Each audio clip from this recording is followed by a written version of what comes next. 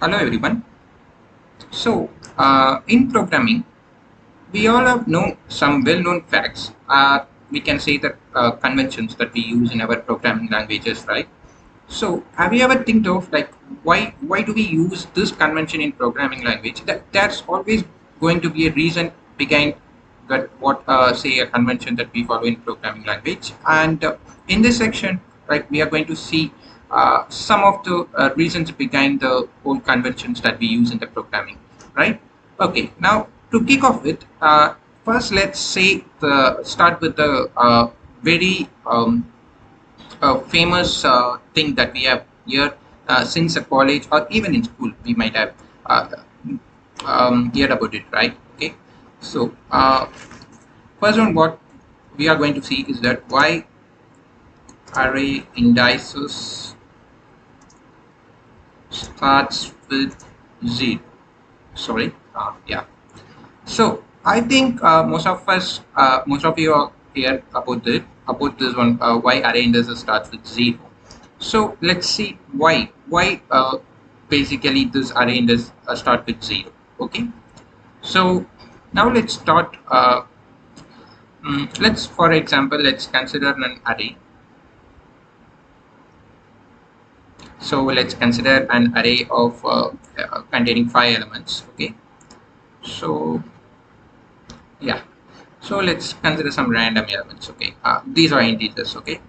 So let's consider an array consisting of 5 integer elements, and let's consider this array index starts with 0. Okay, right. So like we will be basically calculating the address of an array element at ith index using the formula ai equal to a naught. So ai, okay, a naught plus I into size of the data type. Okay, so the formula is nothing but the address of an element at ith index is at an array is nothing but the address of an element at the 0th index plus I is nothing but the index, that is the current index, into the size of the data type that the array contains. So in our example, this array contains integer. So in our example, the size of the data type is going to be 2. We are aware that size of the integer is 2. Okay. So in this example, let's consider the 0th element of this array is stored in the index position 1000. Okay. So now for calculating the next address location, we'll be calculating it as a1 equal to so a naught plus I is nothing but 1 into size of the data type is 2. So we'll be getting a naught is 1000 plus 1 to 2, so we'll be getting 1002, which means that the second element in this array would be stored at the array location 1002. Similarly, if we calculate for other elements, we'll be getting for A2 would be stored at 1004, and A3 would be at 1006, and A4 would be at 1008, right? So what this basically mean? Let's consider say a portion of memory stack. So let's have the array element starting at 1000 and 1001, 1002,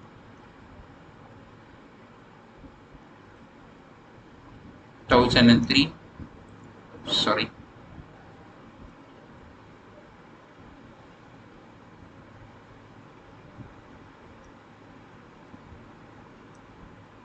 And so on. So basically this array which we have defined here, the first element in this array takes the address locations 1000 and 1001. So it is basically taken by the first element in the array, and the next address location 1001 and 1002 are taken by the array locations memory locations a1. Similarly, next address locations. 1003, 1004 and 1005 will be taken by E2. Similar way it will be continued, right? So this is the case if we consider that array element array index starts with 0. If in case we consider that if array element starts at index 1, what will be the problem?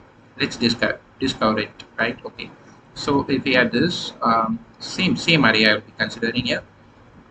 So 2, 4, 6, 8, 10, right? So if we consider the array index starts with 1, 2, 3, 4, 5, right? And here too we assume that the first element of the array is stored at the memory location 1000. So in this case, if we need to calculate the address of the second element in the array using the same formula over here, so A2 is equal to A1 because the array starts with index 1, right, in this example. So it's A1 plus I is nothing but the current index, which is nothing but 2 into size of the data type is again 2. So we'll be getting A1 is nothing but 1000 plus 4, which is nothing but 1004.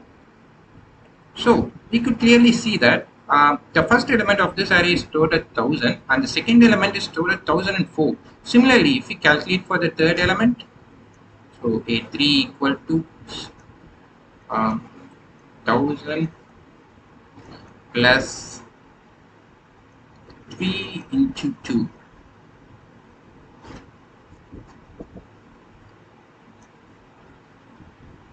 which is going to be 1006, right? Okay, so here's the point, right? You could see that the first element is stored at 1000 and while the second element is stored only at 1004. So if we consider again the memory stack, I'll be drawing it right over here. So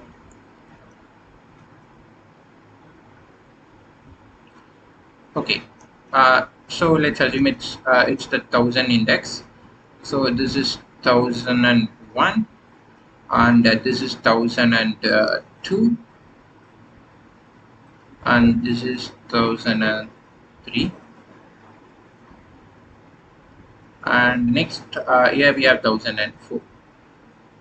So clearly we could see that the first element is stored at the for integer it requires only 2 address locations, right, for storing one element.